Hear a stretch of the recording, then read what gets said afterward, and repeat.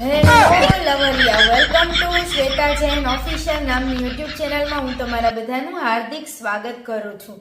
કેમ છો મારા વાલા લવરિયાઓ? ચેનલમાં નવા છો, પહેલી વાર ડબલ મીનિંગ જોક સાંભળવા આવ્યા છો, કૂદતા મારતા કૂદકા લેતા લેતા, તો ચેનલ સબસ્ક્રાઇબ કરો. એલા નીલિયા, ભાવલા, જેનકા, સૂર્યા, દીપકા, વિવેકિયા, જેનકા, ચિરાગિયા, મારા વાલા ભાવલા, જેનકો અને એની વાલી ભારતી મારી યુટ્યુબ ચેનલને સબસ્ક્રાઇબ કરી નાખે. કાલે બધાયની મકર સંક્રાંતિ કેવી ગઈ કોમેન્ટ કરીને કહેજો. ધાબા ઉપર ચડ્યા? અત્યારે તો ધાબા ઉપર ચડવાનું ઓછું અને ઓયોમાં જઈને છોકરીઓ ઉપર ચડવાનું જાજુ થઈ ગયું. કેટલાય લાઈનો મારી, કેટલા બધા લોકોએ અગાસી પર ચડી ચડીને લાઈનો મારી. લાઈનો મારવાની શું જરૂર છે? આ લોકો પાસે અડોશી પડોશીની ભાભીઓ અને એની છોકરીઓના નંબર હોય જ. વગર કોઈ સમય બરબાદ કરીએ આપણે કરવાનું છે એક કામ, રમવાની છે સરસ મજાની અંતાક્ષરી. ભાવલો, લો ઉપરથી બોલો, ગાળું નહીં. એકવાર પડોશી બબીતા ભાભીએ ભાવલાને એમ કીધું, થેન્ક યુ ભાવેશજી, તમે મને રક્તદાન કર્યું ને એ બદલ ખૂબ ખૂબ આભાર. ભાવલો કે હવે હેઠી બેસને, હું તો તારા ઉપર ન ચડી હઈકો, મારું લોહી તો ચડ્યું. હું કેવું, એકવાર ભાવલો ફૂલ ટલી થઈ ગયો તો રોયલ સ્ટગની આખી બોટલ કોરે કોરી પી ગયો. ઘરે જઈને પલંગ ઉપર જઈને એમનેમ હુઈ ગયો. તરત જ એની હાડી બોલી, એ જીજાજી હું અનુરાધા, ઊભા થાવ, હું અનુરાધા. ભાવલો કે હવે હુતી રે ને, હવે વયું ગયું, અબ ચલા ગયા આધા, કાહે કી અનુરાધા, તારે હવે મને દેવું જ પડશે. સાત સંગાર. એક નાનો છોકરો અડધી રાત્રે 2 વાગે ના મમ્મી પપ્પાના રૂમમાં ઘૂસી જાય છે. અચાનક બહાર આવીને જોરથી ચિલ્લાવ્યો, હે અંદર ગમે ઈ ચૂસવા મંડો છો બંને એકાબીજાનું, અને મને ખાલી એક અંગૂઠા ચૂસવામાં આટલો મારો છો? એટલે હંમેશા તમે તમારી અંગત પળો માણો ને ત્યારે દરવાજા બંધ કરીને સૂવો. ઘણા તો મિડલ ક્લાસ ફેમિલી હોય, એક જ રૂમમાં પોતાના નાના નાના છોકરાવાળે પોતે સૂતા હોય, અને છોકરા ઊંઘમાં એના મા બાપને જોઈ જાય તો એ છેલ્લા કે હું કે શ્વેતાજન લવરિયા શબ્દ બોલે ને એટલે મારા નાના છોકરા બગડે છે. અમે તો કોઈ એવા પિક્ચર નથી ઉતારતા, તમારું જોઈને તમારા છોકરાઓ બગડે છે. ફુગાવો એ માત્ર એક જ એવો આવિષ્કાર છે જે બચ્ચાને રોવા માટે પણ રોકે છે અને બચ્ચા થવા માટે પણ રોકે છે. માટે ફુગાઓ રાખો. આમાં કયા ફુગાની વાત થઈ? પહેલા ને કુંવારા. કુંવારા તો ખાસ સમજી ગયા હશે. 2 ડાયા ડમરા છોકરા એના મમ્મીના પેટમાં અંદર વાતું કરતા હતા. કેલા હું કરસ? ઓલો કે કાંઈ નહીં, 2 વાગ્યા જો ને પપ્પા આવ્યા. તો કે ના ના, પેટની અંદર આ પપ્પા નથી આવ્યા, આ તો રેનકોટ પહેરીને બાજુવાળા ભાવલા અંકલ આવ્યા લાગે છે. એક છોકરી પ્રેગ્નેન્ટ થઈ ગઈ. ઘરે જઈને રોવા માંડી, મમ્મી મમ્મી હું પ્રેગ્નેન્ટ થઈ ગઈ. મમ્મીએ એને લાકડીએ મારી અને પૂછ્યું કે કઈ રીતે પ્રેગ્નેન્ટ થઈ? છોકરી કે મમ્મી રસ્તામાં મારું એક્સિડન્ટ થઈ ગયું તું એટલે.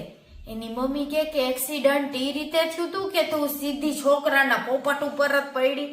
સાલી કાઢી મૂકી છે ઘરની બહાર, તમારે કોઈ હાથ પકડ હોય તો જોજો.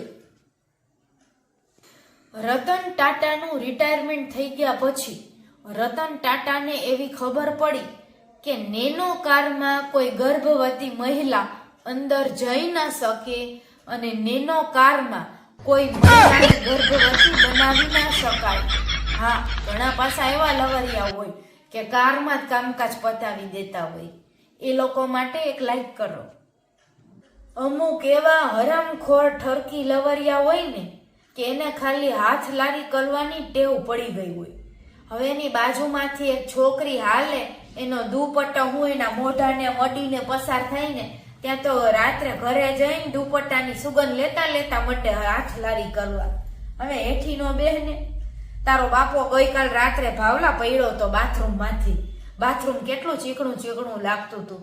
બીજે દી ભાવલાને પૂછ્યું તો કે પપ્પા શેમ્પુ ધોરાણું હતું.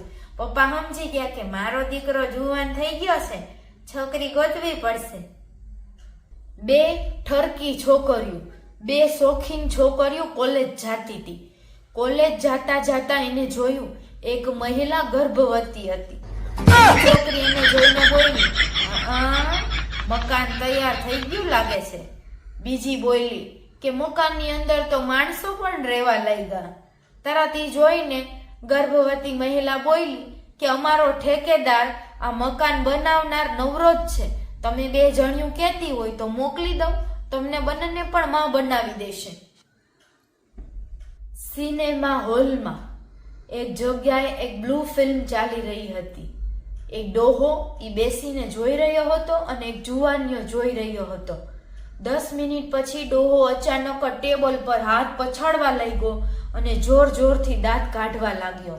ઈ જોઈને તરત જ જુવાનિયો બોલ્યો, અરે ડોહા, હું પણ દાંત કાઢસ ક્યારનો. તો કે અરે બેટા, 10 વર્ષ પછી મારો પોપટ ઊભો થયો એટલે મને દાંત આવી ગયા, નહીતર મારી બંદૂક તો કેદુની બંધ પડી ગઈ હતી. એક સરસ મજાની સુંદર મહિલા ડોક્ટર પાસે ગઈ અને બોલી, ડોક્ટર સાહેબ, એક્સિડન્ટ થઈ ગયું છે અને એક્સિડન્ટ થયું છે ને ત્યારથી એનો પોપટ ઊભો નથી થતો. ડોક્ટર સાહેબ કે તમે મોઢામાં લઈને ટ્રાય કરી? તો કે અરે પણ મોઢામાં લઈને હું ટ્રાય કરવી, એનો પોપટ એટલે એના પગની વાત કરું છું, એનો પગ એક ઊભો નથી થતો. અરે ગાંડા. ટીચરે ભાવલાને કીધું, ભાવલા, તે આજે પણ લેસન નથી કર્યું, બોલ હું તને શું સજા આપું?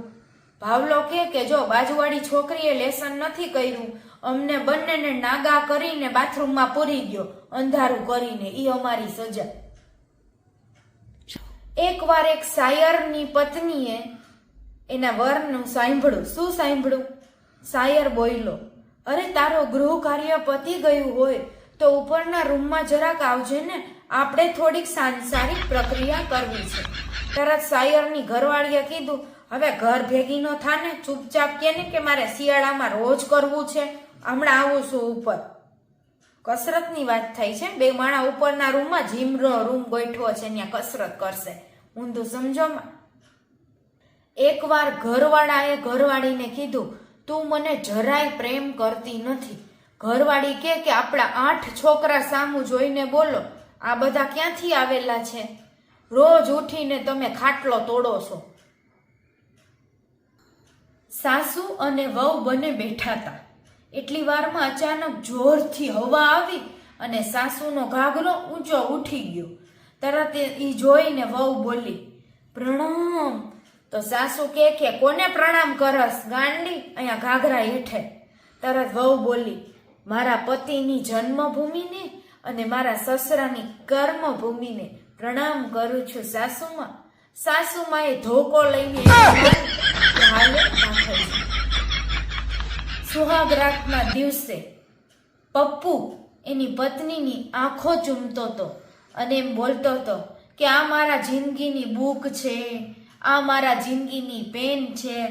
છોકરી કે હવે ગાંડા, નીચેની લાઇબ્રેરીમાં આગ લાગી છે, પેલા એનું કંઈક કઈ, ઘરે ગઈ તારી બુક. એક દિવસ અંધારી રાત હતી. એક કપલ બગીચામાં ફરી રહ્યું હતું. છોકરો કે સાલું લાઈટ હોત ને તો બહુ મજા આવી જાતો. તો છોકરી કે હા, લાઈટ હોત તો મને પણ મજા આવત. પછી છોકરી ઊભી થઈને કે હાય હાય, આ બધું ઘાસ કોણ ચાટી ગયું 15 મિનિટથી?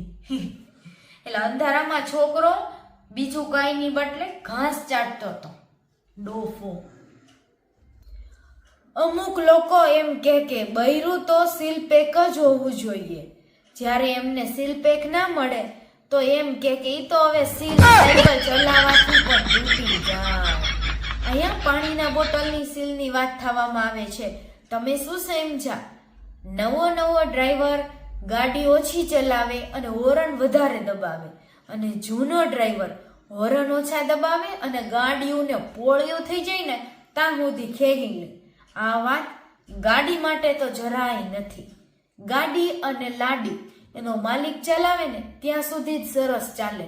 જો કોઈ બીજા એમાં સવારી કરી જાય તો પેલા જેવું ના એન્જિન રે, ના પેલા જેવી ગાડી ચાલે. ચેનલને લાઈક શેર અને સબસ્ક્રાઇબ કરી નાખો. કાલ લઈને પરમ દિવસે ફરીવાર મેળા જોક સાથે. Bye bye.